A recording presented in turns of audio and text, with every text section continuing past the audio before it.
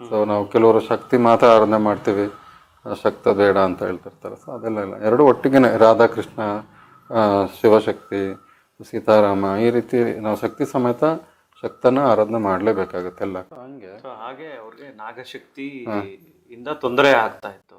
ನಾಗಶಕ್ತಿ ಅಂತ ಅವ್ರಿಗೆ ತೊಂದರೆ ಆಗ್ತಿತ್ತು. ಸೊ ಇವ್ರು ಆರಾಧನೆ ಮಾಡೋದಂತ ಅದು ಒಂದು ಇವ್ರಿಗೆ ಬರ್ತಾ ಇರ್ಲಿಲ್ಲ. ಅದು ಇವರು ಕೆಲವ್ರಿಗೆ ಬರಲ್ಲ ನಾಗಾರಾಧನೆ. ಅದು ಏನು ಮೂರ್ತಿ ಅಂದ್ರೆ ಏನ್ ಕಾರಣ ಗುರುಗಳೇ, ಅದು ಏನಕ್ಕೆ ಬರಲ್ಲ ಅಂದ್ರೆ? ಇವರು ಗಣ ಆರಾಧನೆ ಮಾಡ್ತಾರೆ. ಗಣ ಆರಾಧನೆ ಮಾಡೋದು ಬೇರೆ, ಮತ್ತೆ ನಾಗಾರಾಧನೆ ಮಾಡೋದು ಬೇರೆ. ಸೊ ಇನ್ನೊಂದು ಏನಂತಂದ್ರೆ ಅದು ಸರಿಯಾಗಿ ತೃಪ್ತಿಗೆ ನಾವು ಕೊಡಕ್ ಆಗ್ತಿರಲ್ಲ ಕೆಲವ್ರಿಗೆ. ಅದಕ್ಕೆ ಏನ್ ಬೇಕೋ ಪದ್ಧತಿಗಳು ಗೊತ್ತಿಲ್ಲ, ಸುಮ್ಮನೆ ಮಾಡ್ಕೊಂಡ್ ಬಂದಿರ್ತಾರೆ. ಸೊ ಅದೇ ಹೇಳೋದು, ಕೆಲವೊಂದು ಗೈಡೆನ್ಸ್ ಇಲ್ದಿರ ಯಾವುದೇ ಶಕ್ತಿ ನಾವು ಹಿಂದೆ ಬೀಳ್ಬಾರ್ದು. ಕೆಲವರು ಯಕ್ಷಿಣಿ ಸಾಧನೆ ಮಾಡ್ಬಿಟ್ಟು ಮೈ ಮೇಲೆ ಹೇಳ್ಕೊಳ್ಳೋರು ಇದ್ದಾರೆ. ಸೊ ಅದೇನಾಗತ್ತೆ ನೋಡಿ, ಯಾವುದೇ ಸಿದ್ಧಿ ಏನಾದ್ರು ಮಾಡ್ಕೊಂಡಾಗ